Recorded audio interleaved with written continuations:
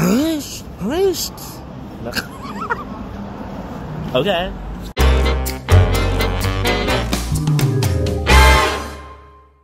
Okay guys, so I just had dinner here sa Jollibee, Hong Kong. So, okay naman. Parang iba pa rin yung Jollibee sa Pinas. Unang-una kasi mura, mas sulit. Tapos dito kasi parang yung 2-piece chicken nila parang hindi naman ganun ka yummy. So, anyway, we're now on our way to the Temple Night Market. Lamig guys, it's 8 degrees outside.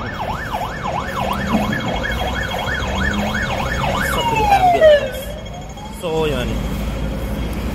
I think, hindi ko na nga mabilang kung pang ilang gabi ko na ba dito sa Hong Kong because sabi ko nga, diba, from my previous vlogs, this was just an impulsive booking na ginawa ko last December. So, bigla ko lang naisipan, baka pag-book nga ako ng flight somewhere. So, of all places naman, kasi nga mas mahal mahal mag domestic, like yung mga Cebu for sinulog sana this January, Dinagyang or ano na yun. So ginawa ako, nag-lang ako nag Hong Kong. So Hong Kong tayo ngayon for 1 week. Eh di ba nga, when it comes to Hong Kong kasi you can actually do it in like 3 to 4 days eh. So bakit ako nag 1 week dito? So by the 4th day talaga wala na akong ginagawa, like kahapon halos natulog na lang ako talaga sa hotel, and then gumising ako, nag-work and then ngayon, so maghapon lang din ako na parang tumambay-tambay, pero naisip ko na I should probably go out and you know do something. Okay, so yan, kaya try natin maglibot-libot sa night market. Oh, there's McDonald's din dito. Ayan.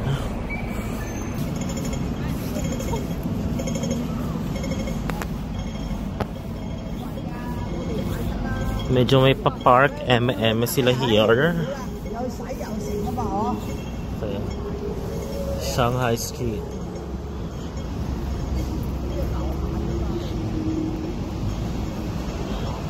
Cute.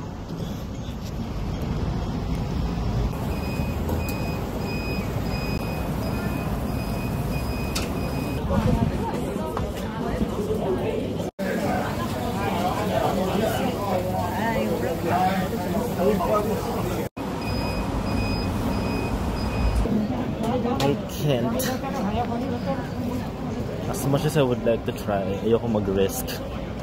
Probably yung itatry ko lang dito yung medyo safe, yung parang mga sausages. Medyo curry yung nakikita ko. Parang barbecue. So, but for those na parang mga laman loob levels, no, I can't. Ito very Pinoy. Yeah, parang barbecue levels talaga siya.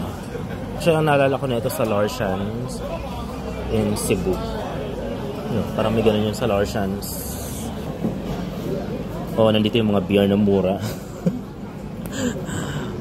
Yeah. Taray, dildo guys. Guys, may mga fortune tellers dito. Nakakaloka. Try ko kaya. English speaking daw. So, ayan, may mga pahula-hula. Magkano? Tanong. Ayan, dito pala guys, ang daming kainan. Dapat dito ako pumunta kanina. Doon ako sa highway.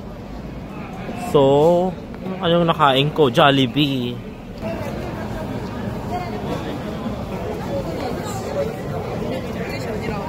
Nope. I don't need that. Yan, lagyan ko ganun. I don't need that.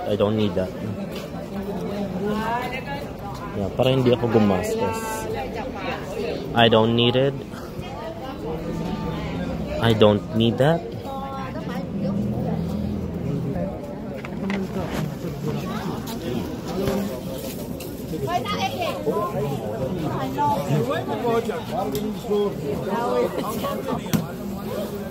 Hanap yung karaoke nila dito guys. Oh.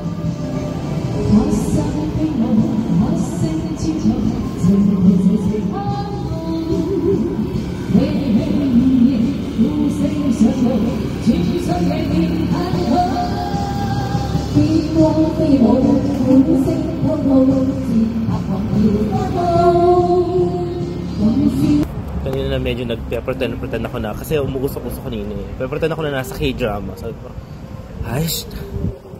Aish! Kurso! Kurso! Kurso! Pero usually, di ba, pag sa K-drama, no? Ganzi zongzou! Kurso! Aish! Aish! Aish! So, nega, oppa, oppa, oppa, saranghe, saranghe, saranghe. Parang hindi ako pwede maging Korean actor. Oppa, kurso, hash.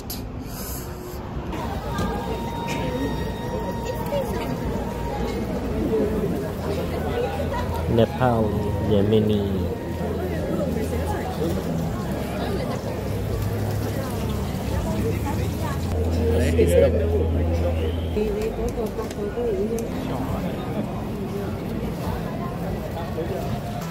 Dito ako namimili ng mga pasalubong guys kasi murang mga chocolates dito sa Hong Kong. So, mga yan.